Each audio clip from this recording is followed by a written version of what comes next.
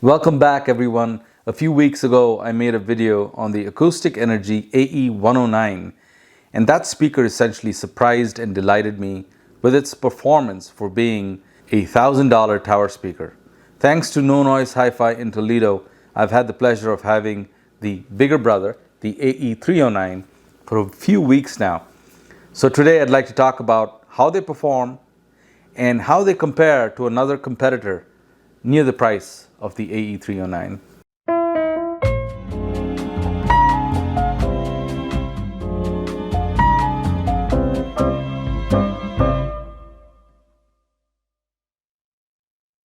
The AE-309 is also a 2.5-way speaker like the 109. It has a 28mm aluminum dome tweeter placed in a wide dispersion waveguide and two identical 130mm ceramic aluminum cone mid-bass drivers.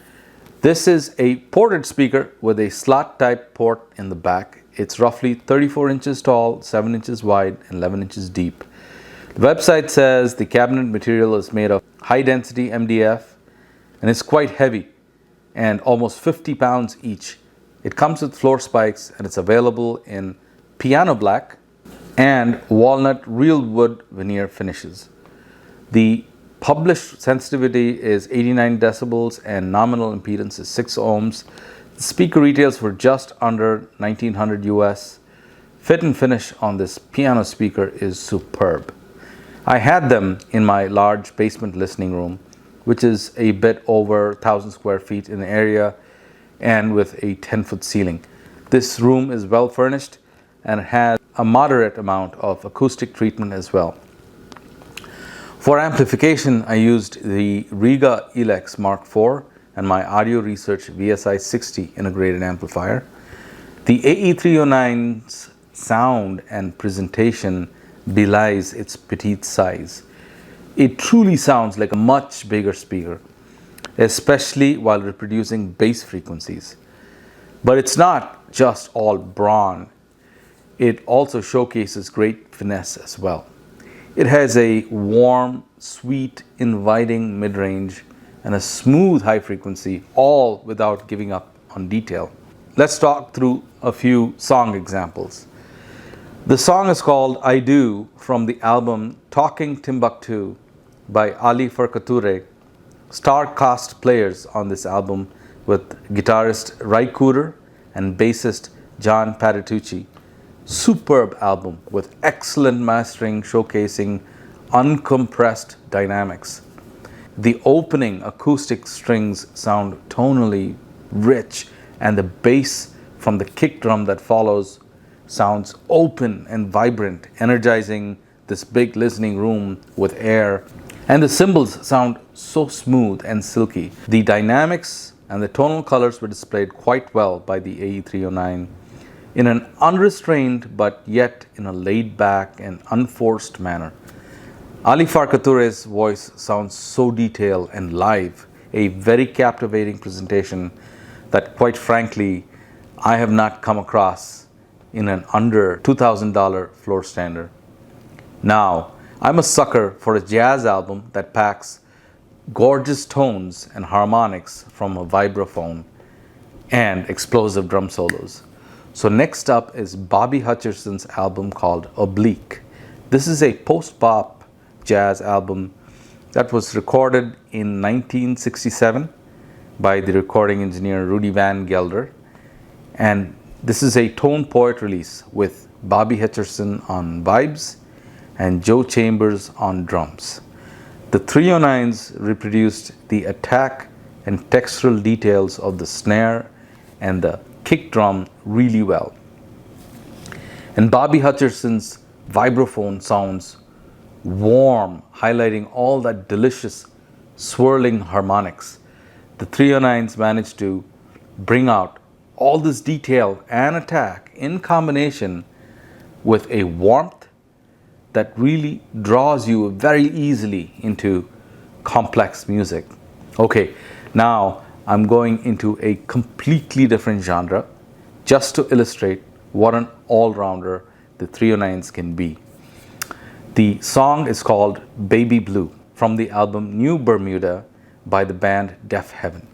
Now, this is a metal album, maybe post-metal, because the band brings in compositions outside of the metal riffs and the usual bass lines, but still strongly rooted in metal. The song opens up with gorgeous sounding electric guitar and laid back in the soundstage, but very clearly presented, you have the sound of cymbal taps. The tone of the guitar is beautiful, and the cymbals sound like, well, the sound of wooden sticks hitting cymbals. On some speakers, these can sound quite bright with all that detail, but not so with the 309. Clear detail, yet wonderfully silky highs. And this beautifully composed electric guitar melody is accompanied by drumming. And this goes on for about 2 minutes. And then the tune changes. Here, there is an implicit notification to the listener that a heavier pace is imminent. And the tension builds. And at about the 3-minute, 20-second mark, the song explodes into this crescendo that's a perfect culmination of beauty and despair.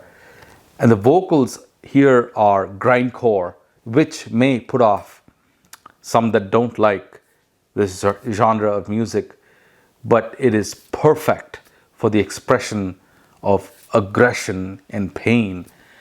The 309 displayed this really well and made the song so enjoyable. It showcased the rhythm, the explosive dynamics, and the melody incredibly well. This speaker is a true mature all-rounder and my new standard to beat for the under 2000 US category. How does it compare to the Riga Aya that sells for a bit more at 2300 US? If I had to pick one, that would be really difficult. Both have very strong musical and audiophile virtues. The 309 brings beautiful mid-range and dynamics to the table. The Aya also brings a clear mid-range and exciting dynamics as well. This comparison is a classic case for the phrase or the saying that goes, horses for different courses. If one strongly prefers a laid-back, sweet mid-range presentation, I can see them going for the 309 and being very happy and content for all types of music. And for those that prefer a bit more of a laser-etched sound staging, they may choose the Aya. I, for one, cannot make up my mind, but I honestly feel both these speakers bring incredible value at their asking price. You can check them out yourself in action at No Noise Hi-Fi, located in Toledo, Ohio. They carry the 100 series, the 300 series, and also the 500 series of the Acoustic Energy lineup. Hear them with Riga amplifiers. They make a solid pairing. Also, please watch my videos on the AE-109 and the Riga Aya speakers. I'm also hoping to review the higher AE models like the 509 soon. So stay tuned by clicking on that notification button. Thanks for watching, guys, and I'll see you soon.